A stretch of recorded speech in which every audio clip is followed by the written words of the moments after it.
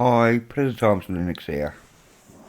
I've just been watching a video by PCTL Colin,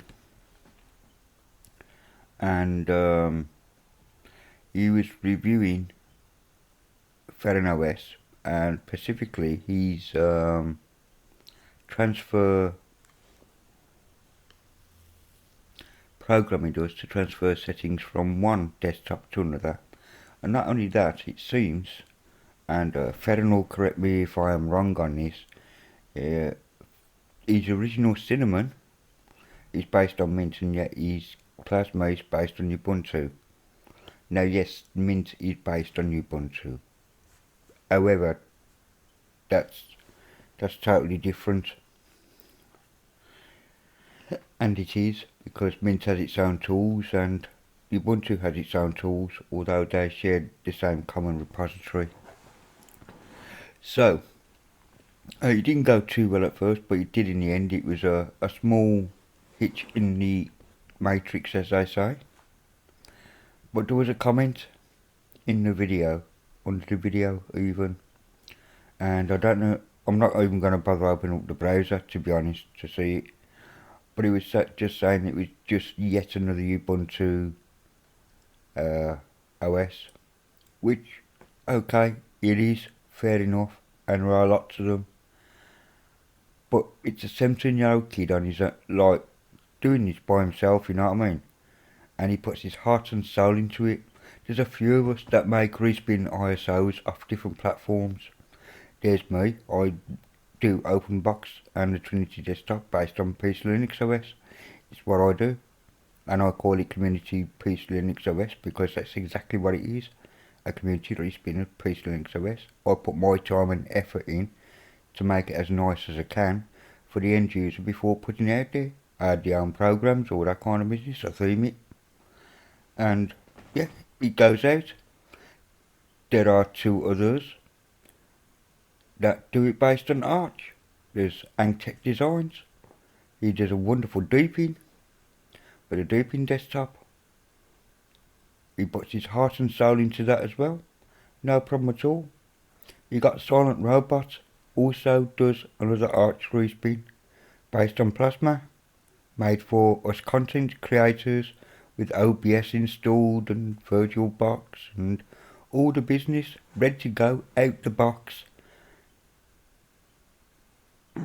And it just, like, it kind of maddened me that somebody who probably has never delved into the depths of what it is to take to make an ISO in the first place, the coding, the Calamaris coding alone is a pain in the backside. Feren doesn't even use Ubiquity from Kubuntu, which his Plasma is based on. He uses Calamaris. And it kind of got my goat a little bit, you know, that people are taking the effort to produce something slightly different, away from the normal Ubuntus and the Kubuntus, etc. and the standard Arch. And like, if you want to go down the Arch route, you got Manjaro, Arco, Arco-D, Arco-B. I know it's all by the same people on the Arcos. And then they've got their community respins for different desktops. Any desktop you want, it's there. You know, and it's just sad, it saddens me in a way. And there's people who in the PC Linux OS community who, I do Trinity and OpenBox, I do the Trinity with Daddy, but there's a Trinity Mini, not done by me, that's done by Chris Realcat, does an excellent job. You got another guy who does XFC, well actually Textile does XFC now, but Enlightenment, I've done one Enlightenment spin, and I've handed over the baton to the person who knows more about Enlightenment than I will ever know, because it's not my desktop. So I'm hoping he'll take over with that, but I don't mind continuing it if he can't. But it takes time and effort, and yes, you do, like with desktops, different desktops that you're not familiar with, or ones that you are familiar with, but you want to theme your own way. You have to get down and dirty. It isn't as easy as just opening a control panel, changing the theme and closing it. You have to make little scripts so you can make it friendly. FerenOS has done that with his welcome screen and so on.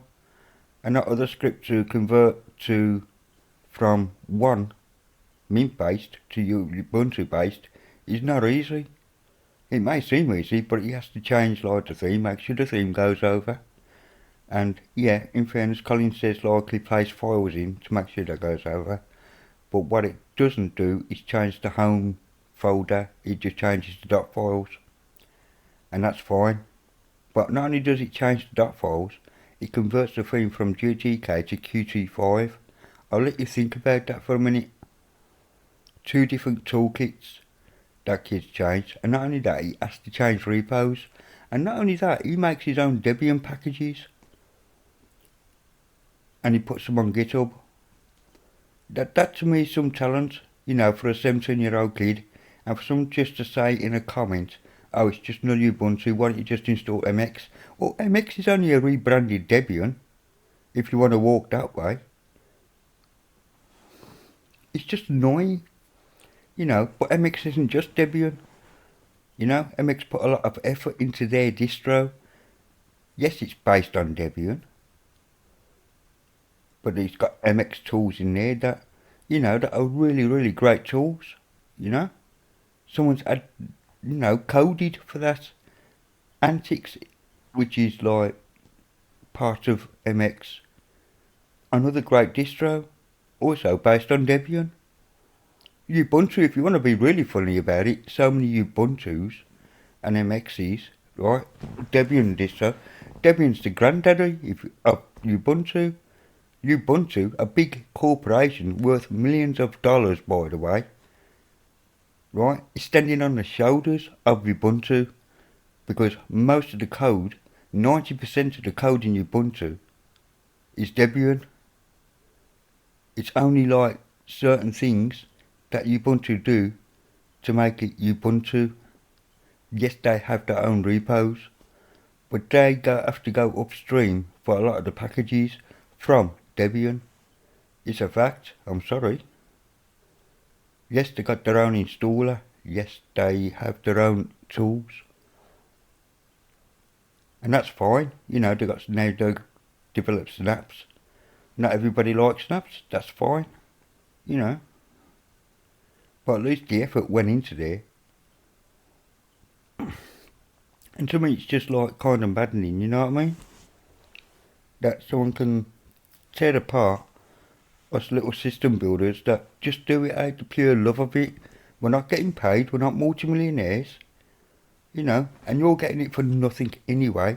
And if you don't like the OS, don't use it, man. Use what you want to use.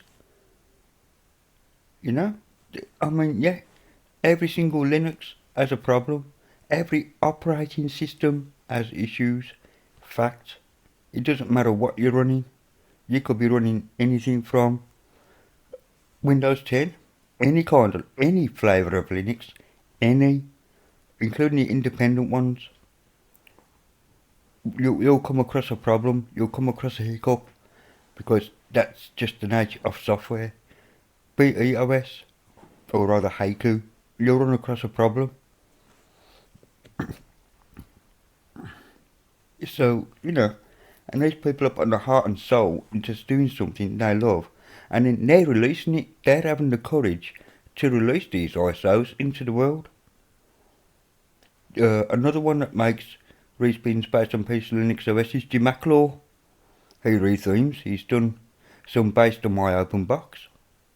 He's done some based on the main XFCE and Plasma desktops as well, called Arctic OS, and he's just done one called RedOS, or something like that, RedOS, which I've got to download and have a look at for him. And I've been helping, you know, the thing is about the community, the Linux community, we help each other. I had Feren on my live stream saying, what about this, and have a look at this, and look at this wallpaper. And he tried to download me Zorin that he had been in. He like themed up Zorin and made it like his own and said, I've done this. And he's let me have a little play with it inside TeamViewer because I couldn't get the ISO.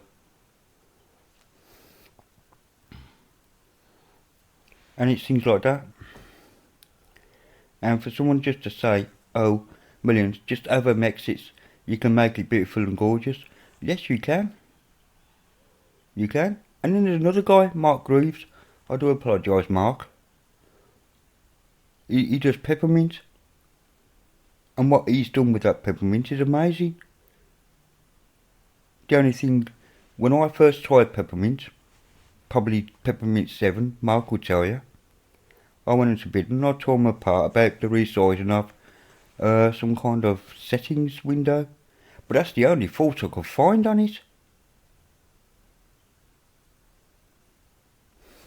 It's just maddening that when, you know, somebody, if you really think you can do better, make one, design your own distro. I've done it from the ground up once or twice, and I've never released it because I didn't want the headaches that involves. Yes, I have a community respin of OpenBox and all that, and I know OpenBox and I know Trinity, and if anybody comes to me with a problem, 9 times out of 10 I'll get to the bottom of that problem and solve it for them, because that's what we do. So it isn't just producing ISO and getting out to people and say, yeah, you get on with it. We have to support it afterwards. And we do this for nothing, for free. We're not getting paid. We do it for jack shit. I'm sorry it's a bit of a rant, but, you know, it just got to me. That, you know, it's stupidness. And the way I do things is easy. I've made it easy for me. You know, the script's there that I run, and everything is more or less done for me now. All I gotta do is update, make the ISO, post it out, make sure it runs okay, test it on a few machines, make sure the hardware's detected, make sure the NVIDIA drivers load up, which is quite hard because I've got no NVIDIA gear, but I hand it out to people who have. Test this for me, yeah, NVIDIA works, thank you chappies, you know. And it's, you know, it's got to be tested and all that, because if not, what's the point? No, if you're going to hand out buggy software, I mean straight out the box buggy, what's the point? It's like when I first asked the Biddle group to test my Trinity. I had about, I don't know, 13, 14 people maybe test it, and I say, your printer's detection's crap. I looked, and it was my fault. Absolutely my fault, and I had to take it on the chin about the ribbing, and there was other things as well. So each time it's improved what I'm doing. Each time someone says to me, I don't like the way this is because of something, or this has crashed on me, I have to go and find out why it's crashed, whether that's my fault or whether it's upstream. So to say like, oh, another Ubuntu, yeah, fine, he did base it on Ubuntu because that's what he's doing, that's what he's used to, that's what he's grew with. He's 17 years old, and you just, like, oh, just another Ubuntu like 1,000 of others. Yeah, there is a lot of others. A lot of people do build on Ubuntu because the repos are massive. A lot of people build an Arch in AUR because the repos are massive. You can grab anything from there. But what we do as community ISO builders, and that's what we are, community ISO builders, we stand on the shoulders of giants doing it, all of us, right? We put out the best we can. We see an idea, we think, we load up say Ubuntu GNOME, and we think, well that's a bit crap because that extension isn't there, and that's a bit crap because that toolbar could be somewhere else, and that's a bit crap that wallpaper is, so we design our own. And we theme it, and then we go in and write little scripts to make sure everything runs as close as we can, you know.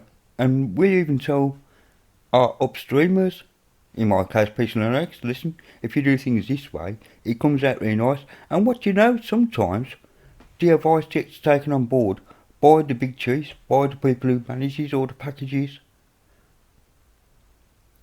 and then they fix it for you. because you've said, like, this is a problem, this needs to be sorted, and when they got time, they get round to it. There are times where they can't get round to it because it isn't their problem, it's the developer's problem, and so we have to write a ticket. Yeah, I'm sorry, this stream isn't normally like this post, like whatever YouTube video for isn't usually what I post, man. I'm usually quite cheerful, but that did piss me off. No need for it, man. If you don't like something, that's fine. If you think an OS is crap, that is absolutely fine. If you download mine and say, well, this is shit, tell me why it's shit, I'll fix it. You know, you don't just say, oh, it's just another Ubuntu. Yeah, it's just another Ubuntu. MX is just another Debian, which is like Ubuntu is based on Debian. There's millions based on Debian. There's Knoppix based on Debian. Have a look to see what the granddaddy is. And you're running MX Linux, which is based on Debian. That's what ticked me off. You know, because you're probably young yourself, or whatever, I don't know. But you should know better, honestly. Because we do put our hearts and souls into these OSs.